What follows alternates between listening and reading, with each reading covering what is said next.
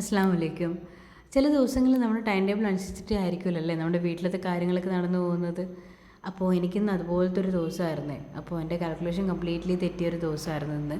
Lunch ആക്കാനും ഒരുപാട് ലേറ്റായി. 12 മണിയൊക്കെ കഴിഞ്ഞു ഞാൻ ലഞ്ചാക്കി തുടങ്ങിയപ്പോഴത്തേനും. നോൺ വെജും കിട്ടിയില്ല.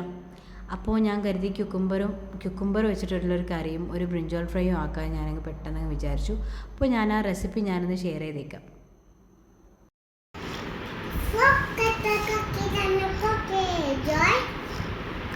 Ishu took the cookie from the cookie jar.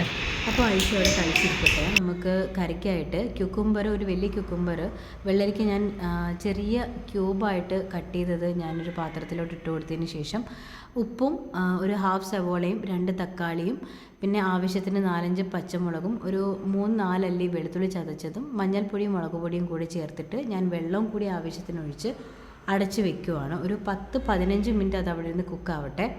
അപ്പോൾ ഈ സമയത്തിന് നമുക്കിതിൻ്റെ കൂടുതൽ കറിക്കൂട്ടാക്കാനായിട്ട് നമ്മുടെ തേങ്ങ ചിരണ്ടിയതും ഒരു 4-5 കുഞ്ഞുള്ളിയും കുറച്ച് കുഞ്ഞു ജീരകവും കൂടി ചേർത്തിട്ട് പേസ്റ്റ് രൂപത്തിൽ നമ്മൾ അതിനെ നന്നായിട്ട് അടിച്ചെടുക്കണം മിക്സിയിൽ വെച്ചിട്ട്. അപ്പോൾ ഈ സമയത്തിനുള്ളിൽ നമ്മുടെ വെള്ളരിക്ക നല്ല രീതിയിൽ കുക്കായിട്ടുണ്ടാവും. ചില വെള്ളരിക്കയ്ക്ക് ചിലപ്പോൾ വേകുന്ന കുക്കിംഗ് ടൈം അങ്ങോട്ടോ ഇങ്ങോട്ടോ കൂടുതലും കുറവൊക്കെ ആവാം കേട്ടോ. അപ്പോൾ നല്ല രീതിക്ക് അത് തിളച്ച് വരുമ്പോൾ നമ്മുടെ പേസ്റ്റില്ലേ കറിക്കൂട്ട് നമ്മൾ ഇതിലോട്ടങ്ങ് ഒഴിച്ചു കൊടുത്തതിന് ശേഷം നല്ല രീതിയിൽ ഈ തേങ്ങ അരച്ചതൊക്കെ എല്ലായിടത്തും എത്തുന്ന രീതിയിൽ നന്നായിട്ടൊന്ന് മിക്സ് ചെയ്ത് കൊടുക്കണം. നന്നായിട്ടൊന്ന് തിളച്ച് വരണം. അതായത് നന്നായിട്ട് കുക്കായി കിട്ടണം. നമ്മളിപ്പം ഒഴിച്ചു കൊടുത്ത പേസ്റ്റ് നല്ല കുക്കായിട്ട് കിട്ടണം.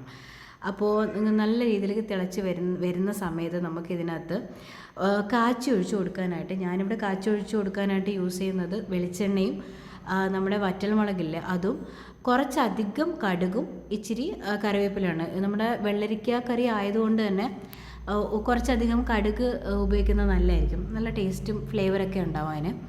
എന്നിട്ടൊരു അടച്ച് വെച്ചിട്ട് 5 മിനിറ്റ് അടച്ച് വെച്ചതിന് ശേഷം നമുക്കത് യൂസ് ചെയ്യാം. പെട്ടെന്ന് വഴറ്റിയൊന്നും വേണ്ട, പെട്ടെന്നൊരു കറി ആയില്ലേ.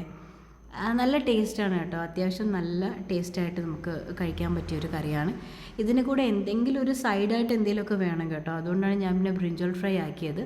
2 നല്ല കോമ്പിനേഷനായിരുന്നു. ബ്രിഞ്ചോൾ ഫ്രൈക്ക് ഞാൻ യൂസ് ചെയ്തിരിക്കുന്നത് സാധാ നോർമൽ നമ്മൾ ഫിഷ് ഫ്രൈക്ക് യൂസ് ചെയ്യുന്ന അതേ മസാല തന്നെയാണ്.